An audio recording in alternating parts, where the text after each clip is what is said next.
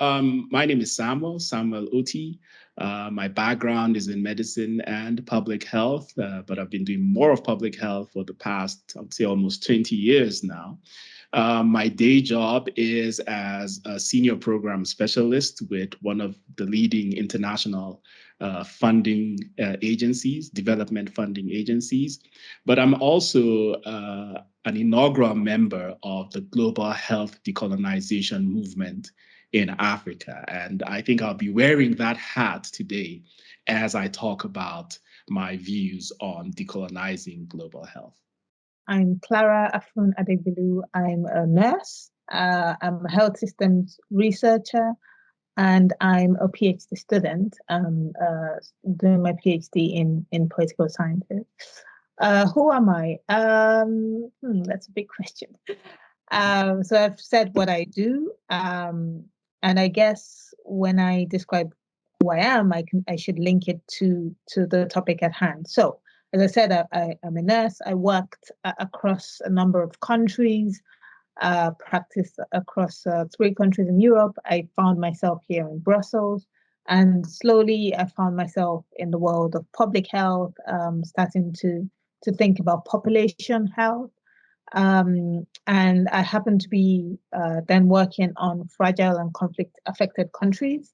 And of course, as soon as I started working in that kind of context, I started looking beyond the immediate kind of proximal subject in front of me, which is health, and looking beyond that to governance. And then, of course, when you look at governance, you start to look at the structural, the conditions that come together, that determine how governance exists in countries. And of course, the more you look into that, the more you start to realize that governance happens at the national level, but it's embedded within the global context, and all these things are related. So whatever is happening at the national level is related to what's happening at the global level, and structures that are in place at the global level. So in terms of economy, in terms of trade, in terms of global governance, in terms of many, many different things, they all interact together to determine what happens at the national level. So then it became obvious to me that in order to improve health at the national level, at the local level, you cannot just act at that level. You also need to broaden the scope and broaden the perspective and act beyond what is immediately proximal.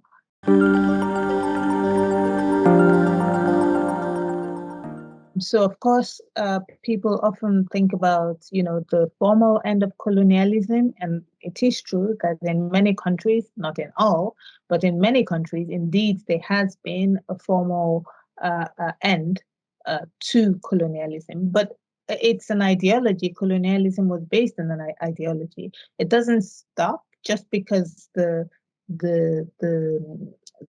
colonial powers have left. Just because the powers have changed hands, in theory that's what happens, but in reality that's not really true, because the systems that were put in place under this ideology, they still continue, and that's why we talk about coloniality. It's the continuing, it's the red thread that goes from the period of colonialism and continues till date. So the same kind of hierarchies in terms of people, in terms of races, in terms of cultures, in terms of ways of being, ways of doing things. There's still that hierarchization that continues to today, and that is coloniality, having that hierarchy and determining one group of people, of cultures, of knowledges, of ways as being more important or more valid than others. We see this is what happens today, and that has an impact directly in terms of power. It has an impact on the way power balances are kind of distributed globally. We see that's why some countries are more powerful than others. That's why on the world stage, that's why when we talk about governance, some countries, some cultures have more of an impact, more of an influence than others. let me say categorically that global health will not be what it is today in terms of the positive impacts it's had on humanity, if not for international NGOs and academic institutions, think tanks, etc.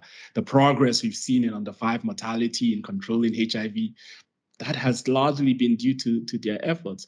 And yes, some of these institutions started as colonial institutions, but have since transformed into modern, fit-for-purpose institutions.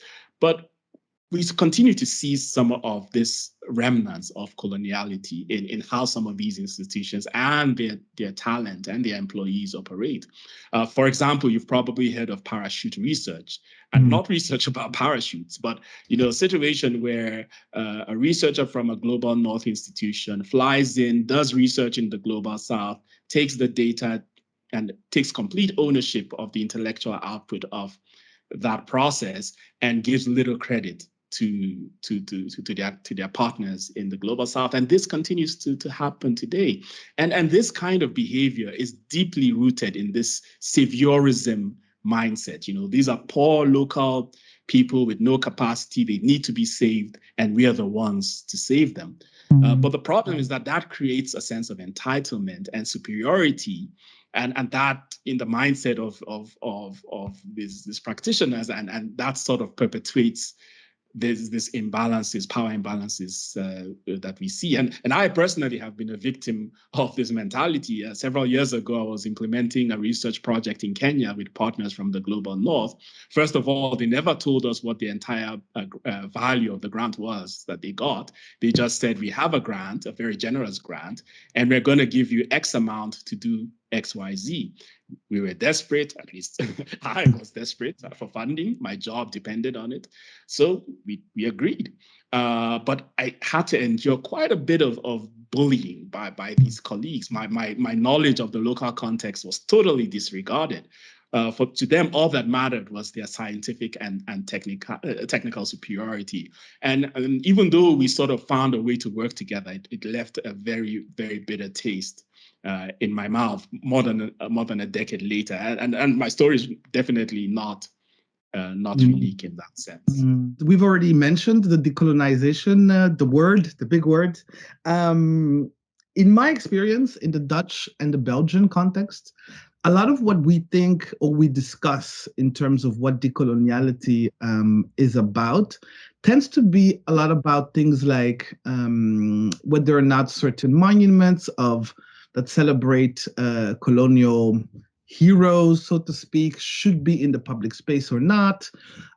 Whether certain histories, like things that happened a long time ago, should be acknowledged or mentioned in textbooks for school children and so on. So there's a lot of this concept of it, sort of like the mainstream discourse tends to be very, well, past looking backwards.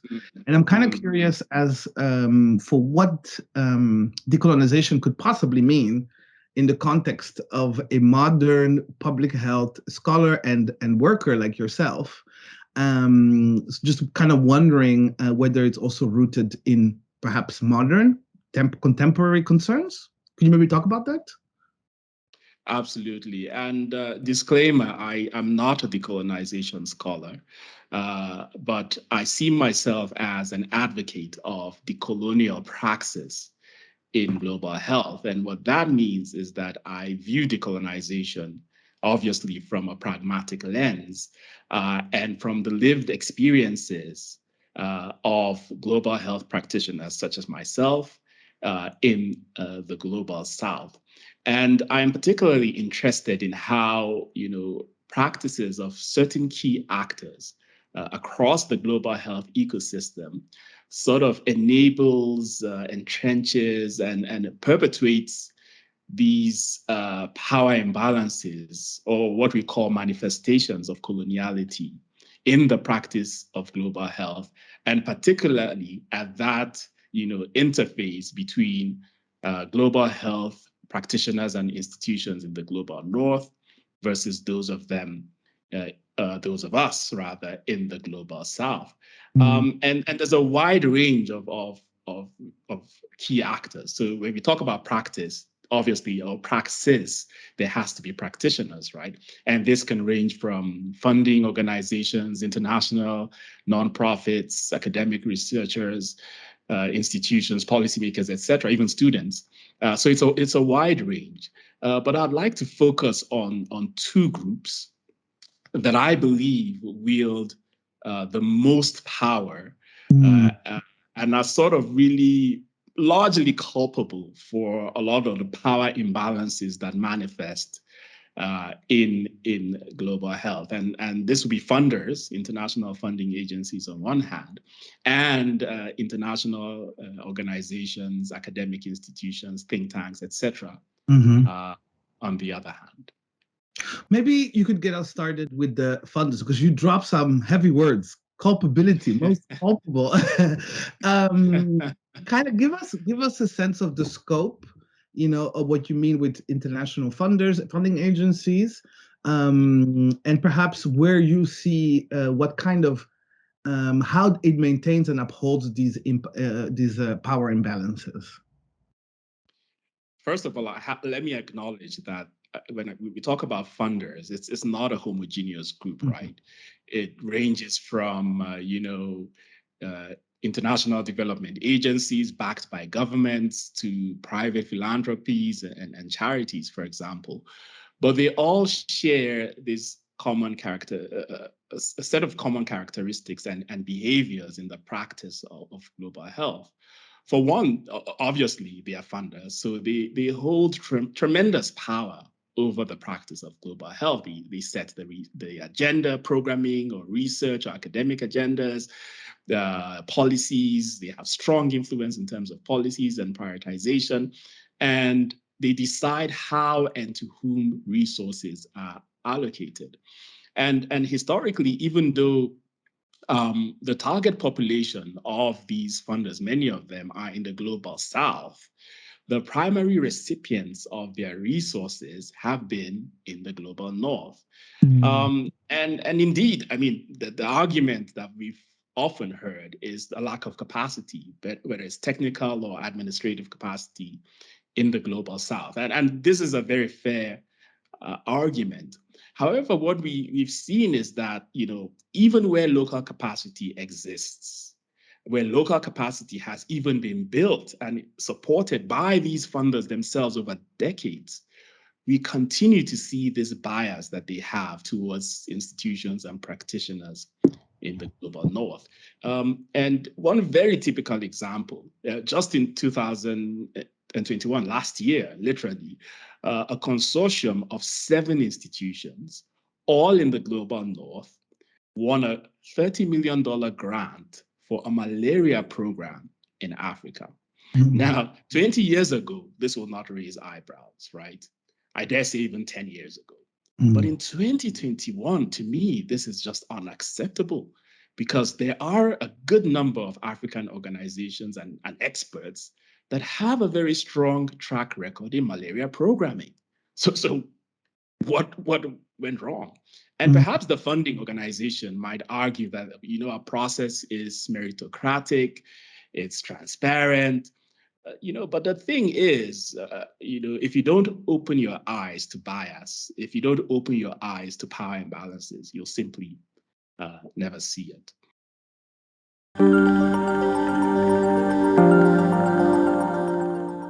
So the first thing is coloniality present in global health, education? Yes, yes, yes, yes. Because neither of these domains are kind of floating, are isolated. They're also embedded in the global context that we're in. That's a fact. They're also embedded within the global structures that exist. When we talk about trade, on the surface, you might not see the link between trade and global health, but you only need to scratch the surface and immediately you can see the link between it. When you think about global health education, you may not see the power imbalances, how they relate, from global north to global south on the surface. Actually, you can see it immediately. You don't even have to scratch the surface. You can see it with, for instance, the fact that when academics from the global south go to conferences, it's really difficult for them to get visas, etc., etc. whereas it's not the other way for people in the global north, of which I'm one, going to other people's countries to carry out research for conferences, etc.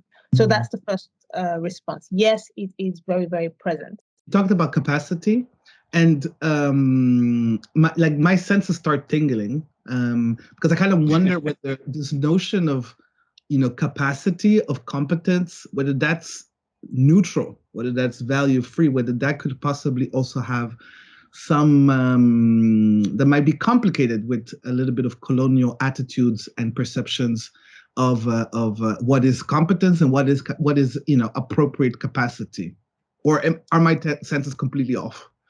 No, that's correct, because whose capacity is valued over the other is very critical.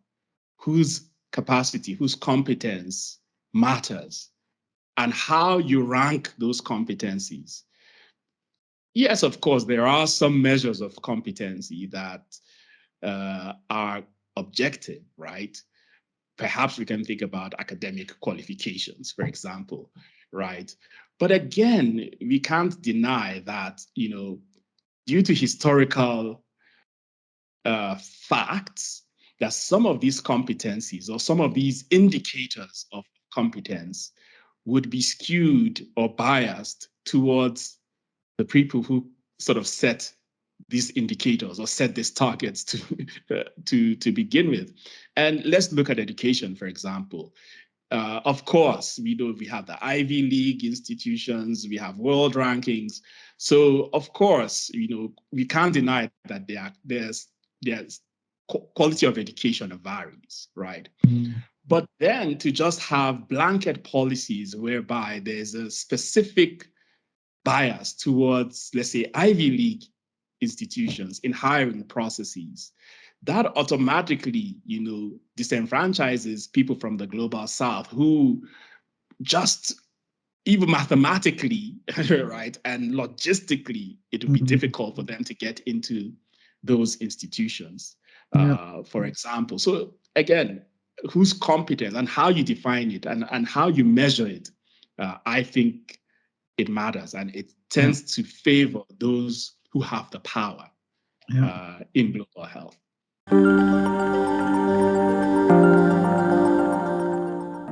That's the second thing. The awareness is there.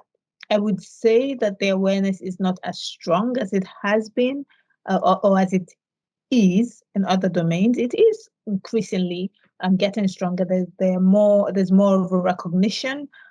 Like me, I think many people are starting to think beyond just the surface of, yes, we improve sexual reproductive health, and that's it. We give vaccinations to this community, and that's it. People are starting to look far beyond that, to look at the root causes of the issue. So we're starting to think about it. Unfortunately, we're a bit behind other domains, and I think this is my opinion, but I think it also comes because of our impression of ourselves as do-gooders, as, okay, we work in global health, we help people do get better, we look after health. So we don't need to think about the politics, we don't need to talk about the difficult subjects. Let's just focus on helping people get better.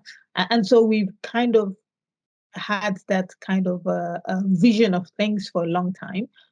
But I think increasingly we're starting to realize that, okay, yes, I want communities to be better, I want individuals to be better. But to be honest, I can't really make that much of an impact if all I'm doing is giving them vaccines, if all I'm doing is, giving them injections, etc., without working on the determinants of health. It's just sticking a plaster on a gaping wound. Mm.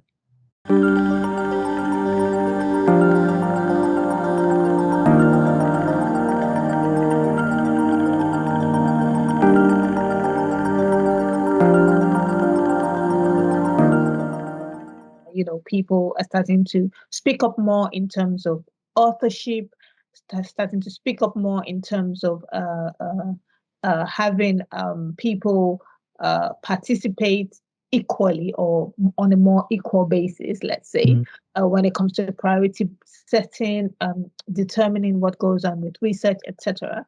And then something that's some might say a bit more superficial, but it's also, in my opinion, equally as important, is, looking also at the artifacts in institutes and dealing with, historical, the art, artifacts, books, these kinds of things, and trying to work through that.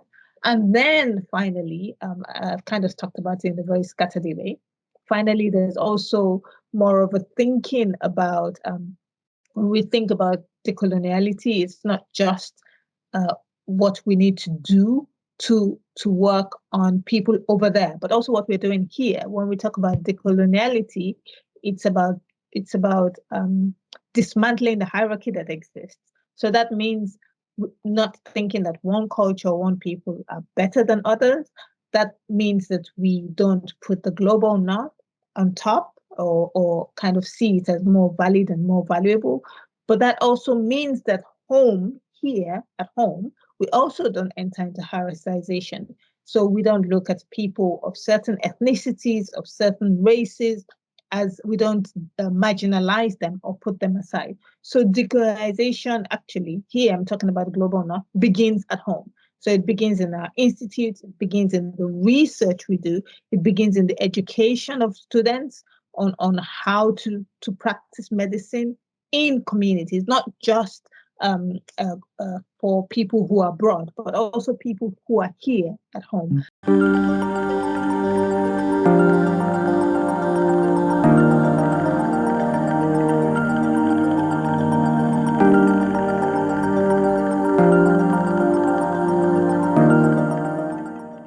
But we need to talk about solutions because we don't have a lot of time and we want to take this opportunity to get to solutions.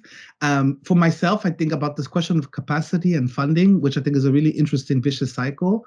So the people who get most money also can perhaps sort of fulfill better these indicators of capacity and then and the competence, and they can really sort of build that up, and then they get more funding because of that, and it just keeps on in this vicious cycle. Yes, but solutions, because you said you're pragmatic, and I'm kind of curious.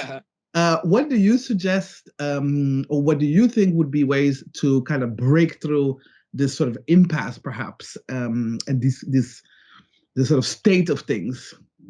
Yes. So GHDM Africa, the movement that I belong to, we came up with these guidelines for global health practitioners in the global north about pragmatic steps to decolonizing global health. And so from the funders' perspective, what we recommend is that they really re-examine their grant-making practices and their prioritization mechanisms. Who sits at the table within these organizations matter. If you have a proposal review panel that is all people from the global north who look a certain way, then of course, the likelihood of bias, unconscious bias, at least at the minimum, will be very high. If you have a board of governors or directors that, for the most part, have people that look like each other and perhaps just has one or two token people that are different, that can create issues. And on the issue of board constitution, one of my mentors, she's an African global health giant, a titan, a long-standing practitioner, and she was recently appointed to the board of a leading funding organization. And due to her influence, she single-handedly influenced that funder to develop and implement a policy that shifts the balance of their funding portfolio from having less than half of them allocated to the global south, which is where they do all their programming, to having at least 70% of their portfolio going to organizations that are based in and of global south. And if she wasn't at the table, no one else probably would have made such a drastic and important change. So who is at the table matters. Who's at the table and how much power they're given at the table. Absolutely. And that's why I talked about token, not Yeah, having token people. Tokenism is also a big issue that we find, not just having token people, but having people that would actually have influence in those different platforms.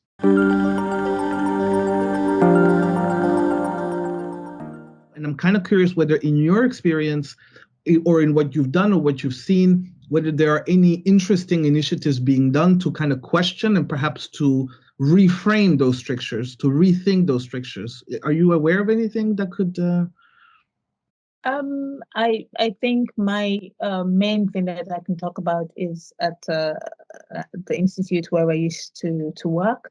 There's now a lot of there's some effort, let's put it that way, to train students who take the diploma course on tropical medicine and international health, to also get them to think about what is going on in terms of decoloniality and the impact on that on health.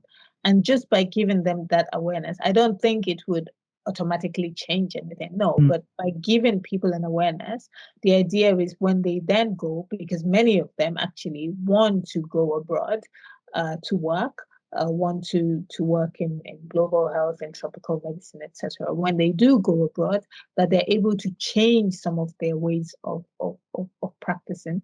I cannot tell you that I can see immediately. I can already point to, a few things that concretely have happened, but I do see that more and more people are pushing back. I read a few days ago, I read someone's blog where they were writing about how they were sent for a well-known international organization to go there and work. They didn't speak the language.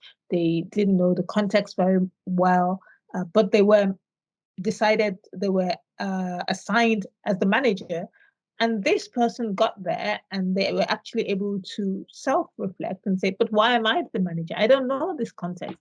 I'm a junior person that's just finished my studies. I don't even speak the language. Why would you make me the manager in this context? So maybe that person would not be able to make a massive difference, but they're reflecting on it. And at the very least, then they can speak to the hierarchy, or at least they're actually promoting it, because I was able to read it on their blog, for instance, and they speak to others and say, why is this happening? So people are being forced to rethink things and find other ways of doing things. That's one thing. Something else that is very, very important is there's increasingly more of a push and more of an advocacy for to facilitate travel for global health researchers, practitioners from the global south, because we are realizing that actually, apart from the issue of justice, because it's unfair, that's half of the community, bigger than half of the community is kind of excluded. It's an issue of justice, but beyond that, there's also the issue that we're actually missing out on a lot of knowledge by excluding them. So there's more and more push for this now. There's people writing about it and saying, why should they be excluded? Why do they have to jump through so many hoops to get a visa to come and share their expertise? Why can I just go off to any country that I want without too much stress? Like, this is not fair. This is also something that's where people are becoming increasingly vocal, and where I hope and I think also there's change is starting to happen.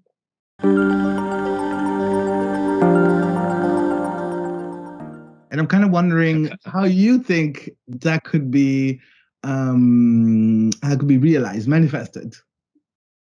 No, that's a great point. And I guess, to be fair, that's some of the critique that we've received as a movement built on praxis, that a lot of the things that we're recommending only scratch the surface. But for us, it's important to begin with these so-called superficial things, right? For example, diversifying your workforce by, taking your senior managers through training on unconscious bias. We recognize that these will not uproot this deep-rooted inequalities and ways of doing things, but we feel that they will have a very a signaling effect that that institution, this group of individuals, these teams are on a path to change. So again, who is at the table absolutely matters. And so these institutions need to look about how they ensure that their teams reflect the different contexts where they work. And for individuals, right, at these organizations, you need to put in the work to re-educate yourself, right? And to come to a point where, as you said, it's about humility, changing your mindset.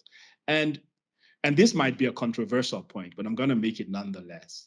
You need to see yourself as the lesser partner if you're working in the Global South. Think about it this way. Regardless of how much technical ability you have, if there was no context to apply that technical ability, you would be of no value. So as far as global health is concerned, context is king or queen or in between. So you have to, you have to look at it that way and acknowledge that, in a particular context, those who are working in that context, those who have the expertise and knowledge in that context are superior, and you're coming to support them, right? And you don't think of support from above in anything, even in building, in architecture, in structural engineering. We always think of structures from below.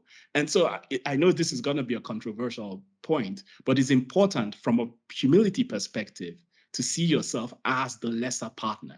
And if you do that, then you prioritize the expertise and the knowledge and the contributions of your colleagues from the Global South. You ensure that, for example, they get a fairer share of the budget of a program or initiative that you are partnering on.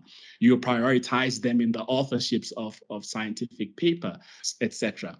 But overall, and hopefully, this humility will help you sort of relate better and have this, and ensure that you don't continue to sort of perpetuate this power imbalances.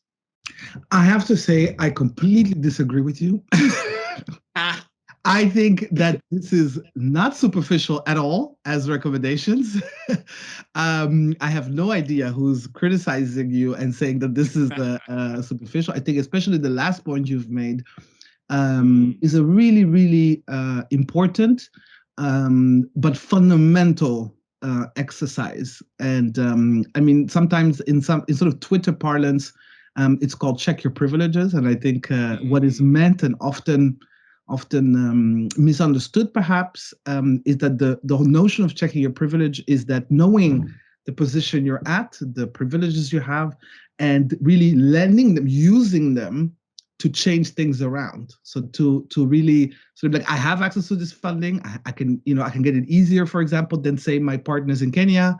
I'm gonna get it and I'm gonna make it available to them. I'm gonna support them in what they're doing instead of the other way around. And I think that's a very fundamental exercise and a very hard exercise. And I'm very glad to hear that there are organizations like yours who, I feel like with these guidelines, you also create possibilities to help those and educate and sort of support those who want to do this kind of work in this particular way. I can imagine that there are a lot of people in the room right now, or watching this interview, who very much are committed and interested, and who think of, like, we hear these kind of initiatives or these kind of people who are doing this work, and who might be wondering, what can I or what can we do to sort of strengthen this movement, or perhaps this awareness that's rising and these new practices that are developing? How can I, as a person or as an institution or as a manager of something, or how can I contribute? How can I enforce and sort of help move this along further? Because I think what you said earlier, a lot of people do this and engage in this field because they want to make a difference, because they want to have a positive, different influence on what's happening in the world. And I can imagine that in so doing, that they are they would like to do more. And if that means that it will create better health, more sustainable health and better relationships, more equal relationships between global South, global North, whether it's on the professionals, the researchers, or just the communities involved. What would you tell them that they could do, or what that could be done? Yeah. I think this is my personal kind of way of looking at things. I think decoloniality begins at home. I think it's important to be vocal, to advocate for things that are going on abroad, but we also need to work here. It's not only about getting fellow scientists from abroad to be able to come to the global north for conferences. It's also about advocating with our governments. It's also advocating with our governments in terms of the way they give aid, in terms of forget aid, in terms of their trade policies, in terms of the way they relate with other countries, pushing for that. That's also decolonization. But also beyond that, actually, the way that people who are marginalized in our own communities, the way that they are treated, pushing to make sure that they're also treated well. So, for instance, migrants, people of sexual minorities, etc. If you focus on the work abroad, in my opinion, we still haven't really understood what coloniality is. Coloniality is simply the hierarchization of people, of races, of ethnicities, of ways of being, and deciding that some are valuable and others are not.